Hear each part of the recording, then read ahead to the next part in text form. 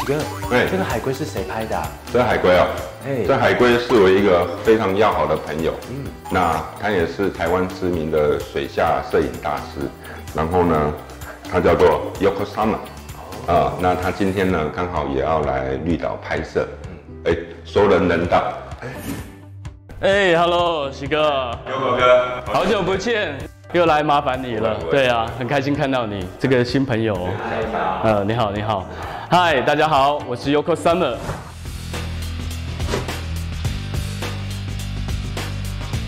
我是一个全职的水下摄影师，那目前呢也是美国属地马里亚纳的海洋观光代言人。那在2017，我也是绿岛的海洋观光大使。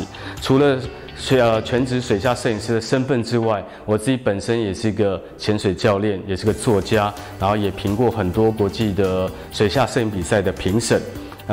我的人生呢充满了斜杠，是非常好玩的。所以这次来麻烦你要带我去哪呢？没问题，我们今天要去钢铁礁。哦耶！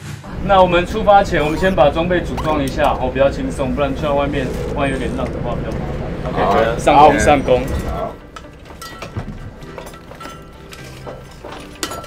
好，所以大家的器材都已经组装好了嘛，对不对？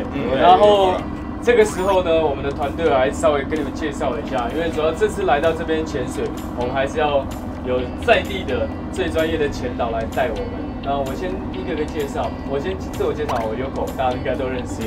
这个是喜哥，非常专业的潜导，也是我每次来到这边做拍摄，常会配合到的一位专业潜导。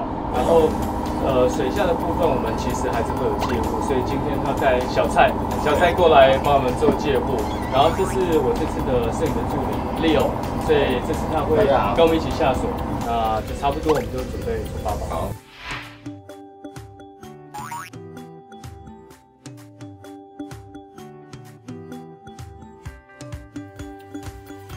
工欲善其事，必先利其器。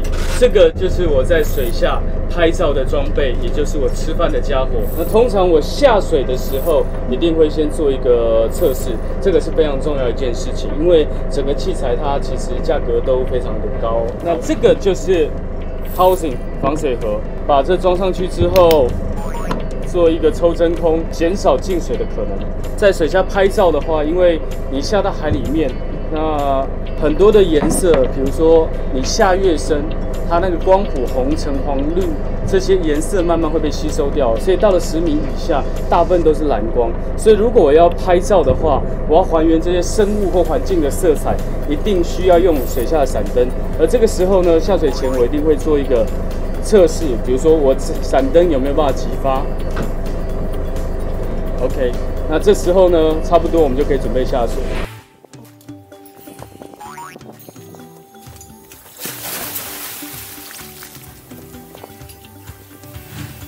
一下水之后，我们就有机会看到一群的燕鱼绕着你玩。在钢铁礁最主要就是因为下面有4座人造的钢架摆置在下面，架子在水下经过很长时间之后，它上面附着了很多的珊瑚。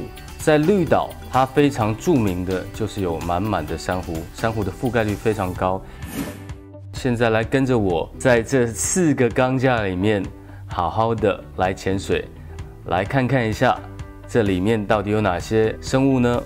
其实，在底下除了 goldfish 拟洋鱼之外，其实你还有机会看到上面的燕鱼也会游下来陪你一起潜，还有机会看到一些石斑。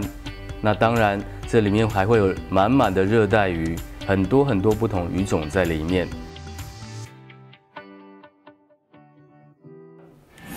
好喽，终于结束潜水了。看一下我的残压，其实剩的也不多了，所以慢慢跟我的前伴打个手势，我们就慢慢要准备上升回到水面。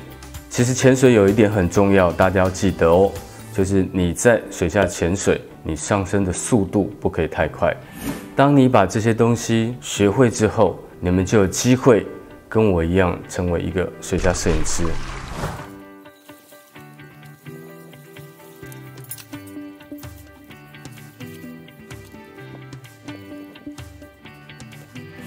成为一个水下摄影师，还有另外一个工作很重要的，就是上来你要修图，所以这个就是今天谢谢2位的协助，有看到吗？这个就是今天所拍摄的图片，它的原始档案。那其实一张好的照片，说真的，你拍完之后，它可能只有80分，但后置就像一个化妆的工程一样，你把它变成85分、90分。所以刚刚我就把我的照片进了 Photoshop 去调整它的对比，调整它的亮度，调整它的彩度，那可能再做一些适度的裁切，最后这一张就是我的成品。所以今天带着大家来一日体验我水下摄影的工作，不知道大家感想如何？其实我自己最早本身念的是关于 Fine Art 纯美术，然后后来又念 Sculpture 雕塑，最后转念设计。但是走着走着，我变成一个专业的全职的水下摄影师。其实这份工作给我带来非常非常多的好处，可以说是让我的生命充满了精彩。因为我去过了好多不同的国家，去到不同海域去进行拍摄。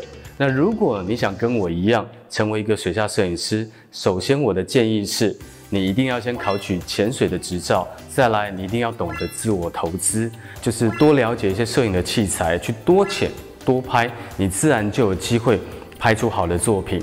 那这是一份我觉得非常特殊，虽然门槛有点高，但也充满了挑战的工作，所以也期待未来你们任何一位看了我今天的工作内容，也有兴趣成为一个水下摄影师，